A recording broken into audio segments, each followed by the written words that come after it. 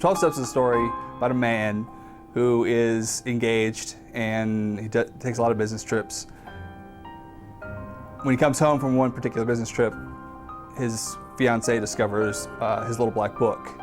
And the little black book contains all the information of all the women that Christian has been seeing behind her back on his business trips. He keeps a very detailed log of who they are, what their names are, things they'll do. It's very, very explicit, very graphic, and his fiancée Cindy finds it and she leaves him.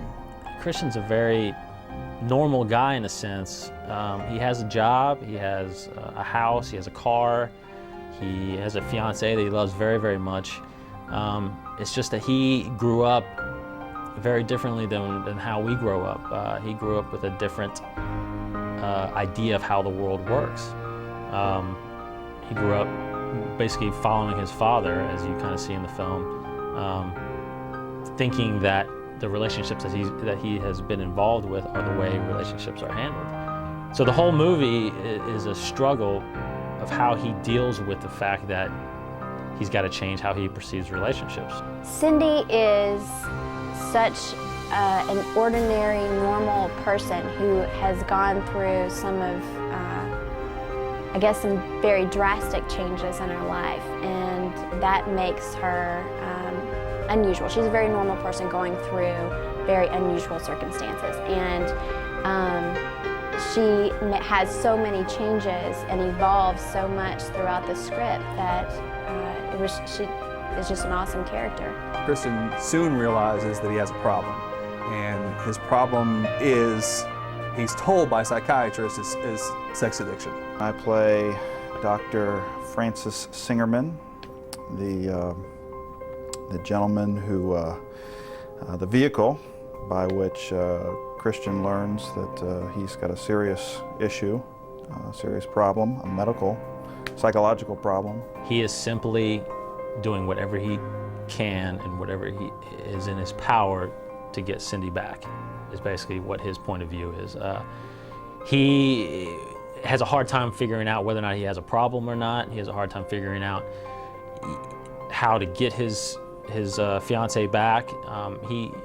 There's these 12 steps that he has to go through. He doesn't even know if they're helping or hurting. It's just, there's so much going on around him, but his central goal and his whole point is that he needs to get his woman back. One minute she's trying to make amends with Christian, and the next minute she is on a rampage, and she just has a lot of diversity. The overall script, when I first read it, was pretty powerful. I've never really read or seen anything quite like it. It explored a pretty dark subject. It's obviously a pretty dark and moody piece, which is tough to pull off. The movie itself is not trying to prove one way or another that sex addiction is an addiction or not.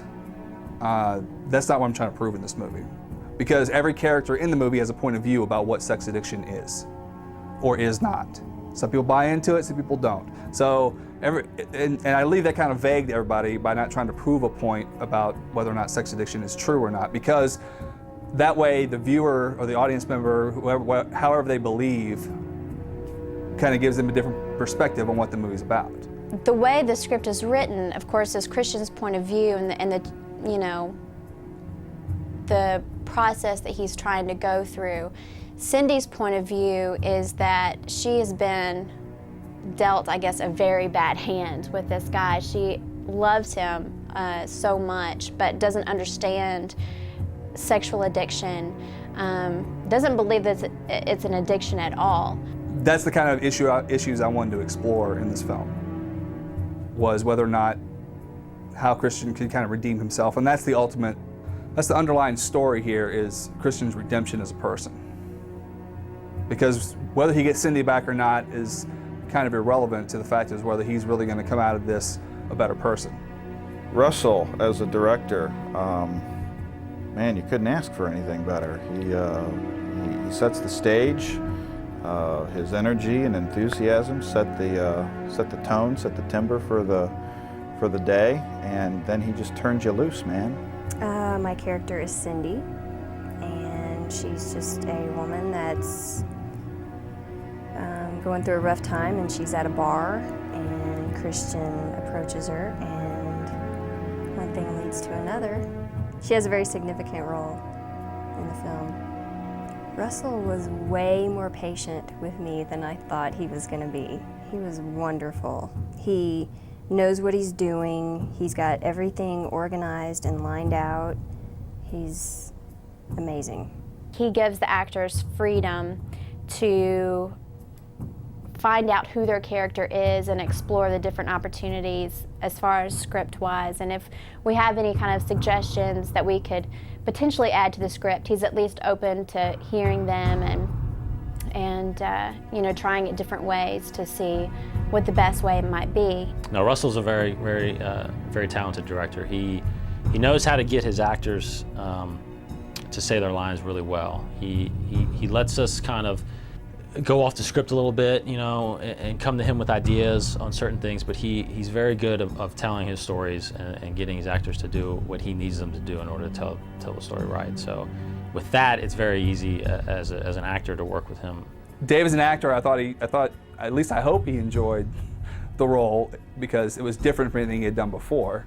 I saw a lot more emotion out of him than I had before. Some people have a real fear of public speaking, and then can get up and put on another character and become that person. Well, you know, I'm exactly the opposite. But Dave is a real actor, a true actor, and he, his example and his patience allowed me to really have some fun with this and explore another side of being in front of the camera, which is always cool.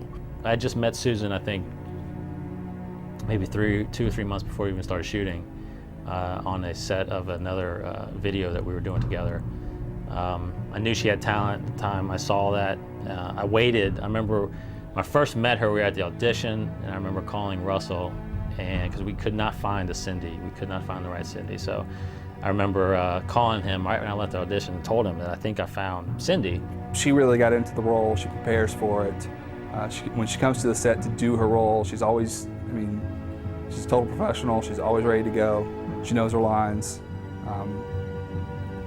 You know, I hope I give actors enough leeway to kind of mess with the lines. Even though I wrote it, I don't make them stick directly to word for word, as long as they get the meaning of what I'm trying to say and what the script's trying to say.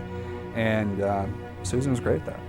I had to kind of believe not who Cindy was as a character, but how Christian looked to Cindy as a person.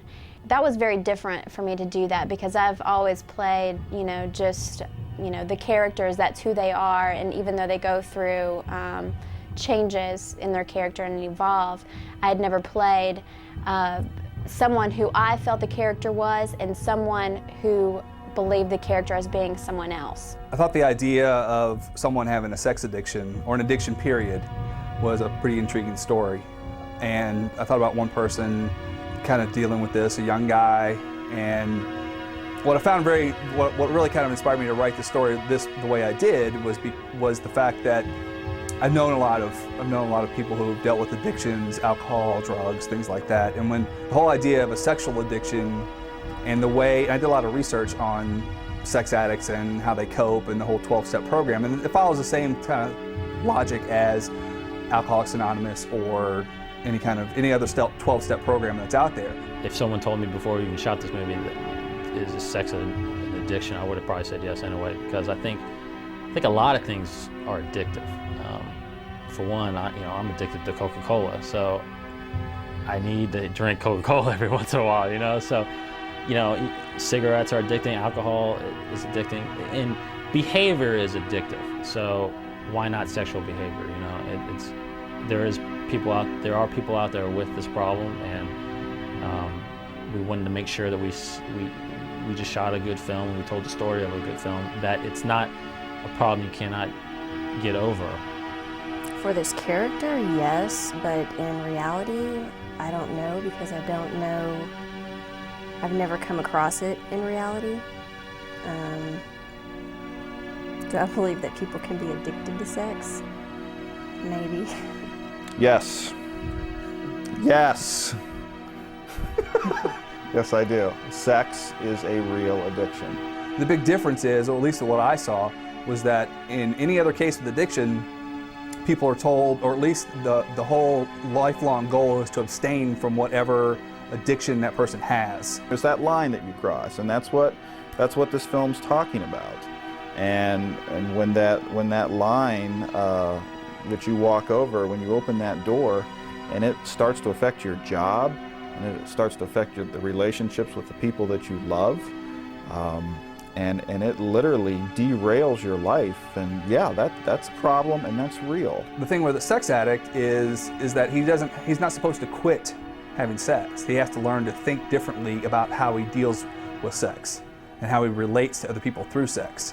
And for me, I'm thinking that's got to be the hardest challenge in the world to overcome. I mean, that's like telling an alcoholic you can drink a little bit, but just keep it under control. And that's kind of goes against the whole grain of what recovery is. All he knows is that he's treating his body like an amusement park, and that's pretty much how our society is geared up at this point. I mean, we're bombarded with it, and if you even have the slightest inclination to that proclivity, then yeah, you're going to have some issues with it, and it's going to be something that you're going to deal with at one point or another, and there'll be something in this film that you'll definitely relate to.